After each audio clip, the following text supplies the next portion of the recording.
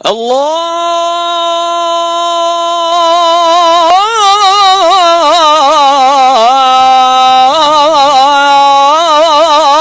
أكبر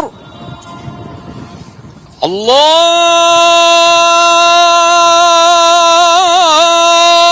أكبر الله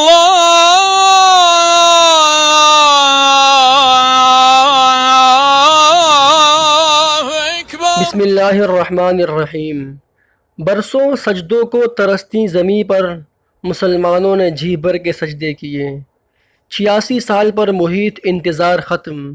جامع آیا صوفیہ میں نماز جمعہ کا تاریخی اجتماع۔ ہزاروں افراد سجدہ ریز۔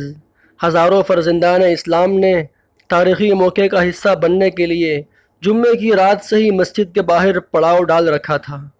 نماز جمعہ کے بعد ترک صدر سلطان محمد فاتح کی قبر پر فاتحہ پڑھنے گئے۔ نماز کے بعد امام کی امت مسلمہ کے دوبارہ عروج اور اتحاد و اتفاق کے لیے طویل دعا۔ آیا صوفیہ کے نام پر ٹویٹر اکاؤنٹ کانسی اور چاندی کا سکہ بھی جاری۔ مزید تفصیلات سے پہلے اگر آپ نے ہمارا چینل سبسکرائب نہیں کیا تو چینل کو سبسکرائب کر کے بیل کے آئیکن پر ضرور کلک کریں۔ ترک عدالت کے تاریخی فیصلے کے بعد آیا صوفیہ میں 86 برس بعد پہلی مرتبہ نماز جمعہ ادا کی گئی، جس کے بعد جامع آیا صوفیہ میں باقاعدہ اذان و نماز کا سلسلہ شروع ہو چکا ہے۔ اس تاریخی موقع کا حصہ بننے کے لیے ہزاروں فرزندان اسلام آیا صوفیہ پہنچے اور پہلی نماز جمعہ میں شریک ہوئے۔ نماز جمعہ کے اجتماع میں ترک صدر اپنی کابینہ اور ترک ارکان پارلیمان کے ہمراہ شریک ہوئے۔ لوگ نماز کی ادائیگی کے لیے صبح سے ہی پہنچنا شروع ہو گئے تھے۔ لوگوں نے کئی گھنٹے قبل ہی تلاوت کلام پاک شروع کر دی تھی۔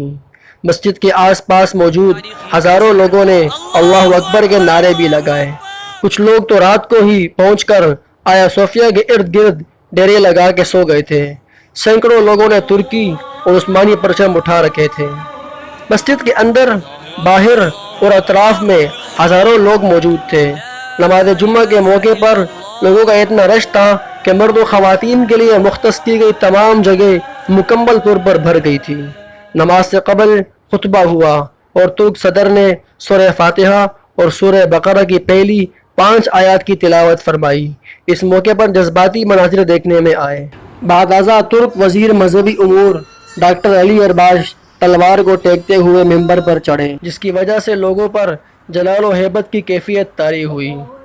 ڈاکٹر علی ارباش نے آیا صوفیہ کے ممبر پر ہاتھ میں تلوار تھامے جمعے کا خطبہ دیا، جو خلافت عثمانیہ کے دور کی ایک روایت ہے اور فتح کی علامت سمجھی جاتی ہے۔ انہوں نے الٹے ہاتھ میں تلوار پکڑی، جو ایک طرف تو دشمنوں کے دلوں پر ہیبت طاری کرنے اور دوسری طرف اتحادیوں کو تقویت اور اعتماد کا پیغام دیتی ہے۔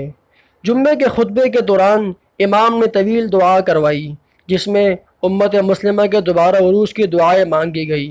لوگوں نے اشکبار آنکھوں سے دنیا بھر میں مسلمانوں پر ہونے والے مظالم سے نجات اور دوبارہ ایک امت بننے کی التجا کی۔ یاد رہے کہ ترک حکومت نے مسجد کے لیے ایک یادگاری سکہ بھی جاری کیا ہے، جس کے پچھلی جانب آیا صوفیہ کی تصویر ہے۔ یہ سکہ چاندی اور کانسی سے تیار کیا گیا ہے، جس کو آن لائن خریدنے کی سہولت بھی موجود ہے۔